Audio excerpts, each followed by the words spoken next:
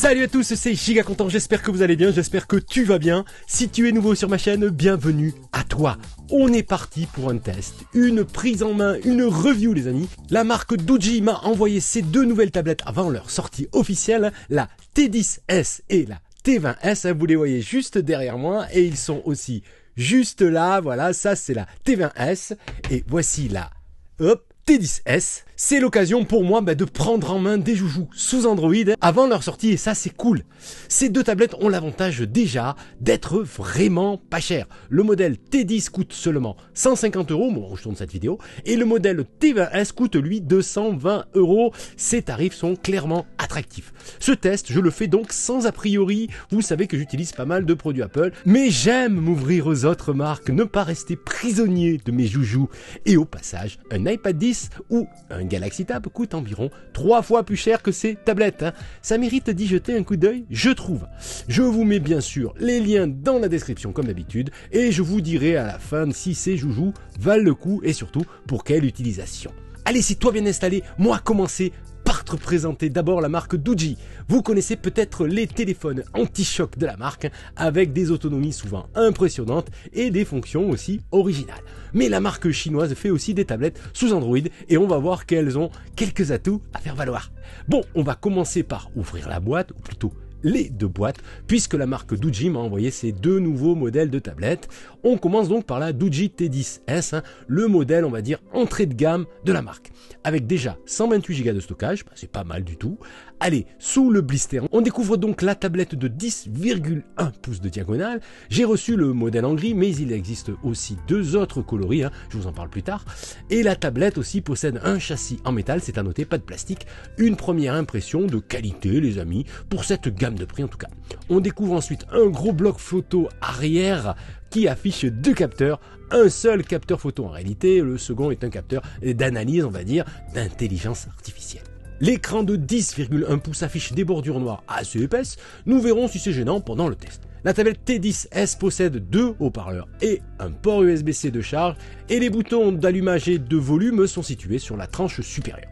Ensuite, on trouve un chargeur maison, un câble USB type C, une notice d'emploi et un extracteur de tiroir SIM. On verra pourquoi plus tard. Passons maintenant au modèle T20S qui coûte environ 70 € de plus. On découvre évidemment la tablette avec une dalle légèrement plus grande, 10,4 pouces. Les bordures noires semblent un petit peu moins larges par rapport au T10S, mais ça peut être une illusion d'optique. Sur la tranche opposée au capteur photo, on trouve un connecteur d'accessoires qui n'est d'ailleurs pas présent sur le T10S.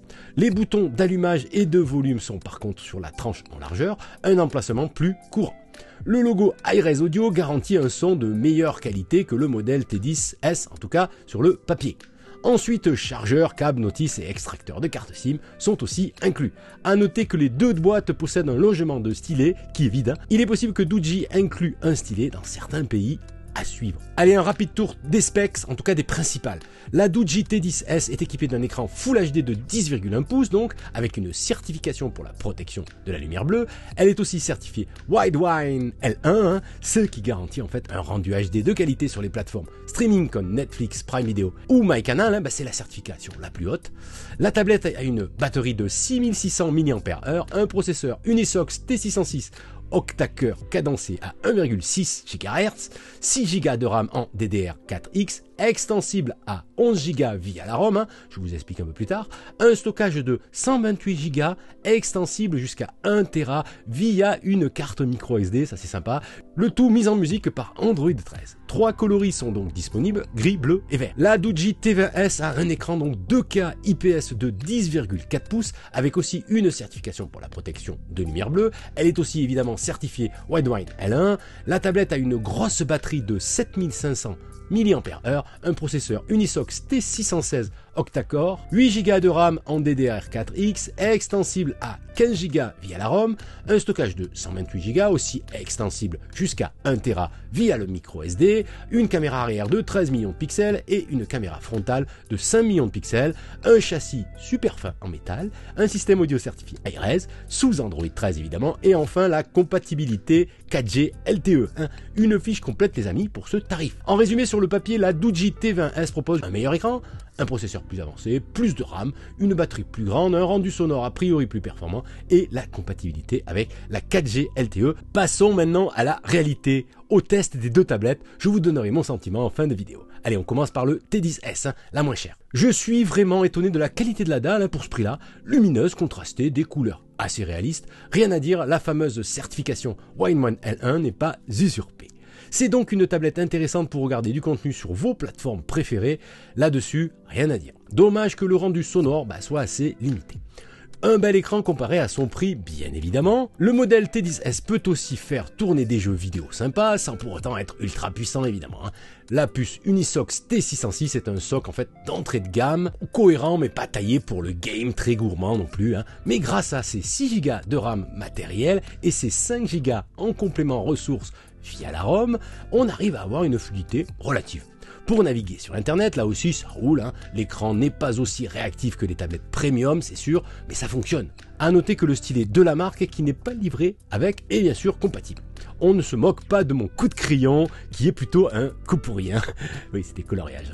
Donc le stockage de 128 Go interne est plutôt une bonne nouvelle et en plus vous pouvez augmenter la taille de stockage grâce à l'intégration d'une carte SD jusqu'à 1 Tera et c'est de plus en plus rare de pouvoir adapter son stockage après achat. Je valide. Autre bonne nouvelle, l'autonomie est assez convaincante, une batterie de 6600 mAh offre une large journée d'utilisation assez intensive ou 2 jours voire à 3 jours pour une utilisation très occasionnelle par exemple. Ce que j'ai constaté après en tout cas une semaine d'utilisation. Par contre, la recharge n'est pas des plus rapides avec le chargeur inclus. Pour une charge de 0 à 100%, comptez environ 3 heures. Ce n'est pas non plus la mer à boire pour une tablette. Parlons rapidement de la partie photo. Ce n'est pas pour moi une caractéristique indispensable pour une tablette. On a en général un téléphone pour prendre des photos ou pour filmer. Donc pas de surprise, nous sommes sur un capteur arrière moyen, pas foufou, mais qui a le mérite d'être là. La caméra selfie est-elle correcte? Sans plus non plus. Globalement, pour une tablette entrée de gamme, la Doogee T20S s'en sort plutôt bien malgré un châssis un petit peu épais et une ergonomie, on va dire originale, avec ses boutons sur la tranche supérieure, mais on prend très vite l'habitude, attention. Passons maintenant au modèle milieu de gamme, le Doogee T20S. La tablette est plus légère, un peu plus fine que sa petite sœur. À la prise en main, elle est tout de suite plus agréable. L'écran est de bonne qualité aussi, supérieur à la tablette T10S selon moi, plus lumineux et un peu plus contrasté. Ce n'est pas le meilleur écran du marché les amis, mais on tourne autour des 200 €. Il faut donc forcément relativiser. Côté autonomie, c'est tout à fait correct. La batterie de 7500 mAh offre au modèle T20S une grosse journée d'autonomie en utilisation soutenue et sans problème. Quant à la recharge, comme pour la T10S, il faut compter au moins 3 heures, pas de charge rapide. La partie audio est aussi meilleure que le modèle T10S, c'est confirmé. Elle permet une expérience de divertissement plus sympa quand vous regardez par exemple vos séries ou que vous jouez. Concernant la puissance du joujou, nous ne sommes pas sur les meilleures performances du marché. Le processeur Unisox T616 fait le job sans plus.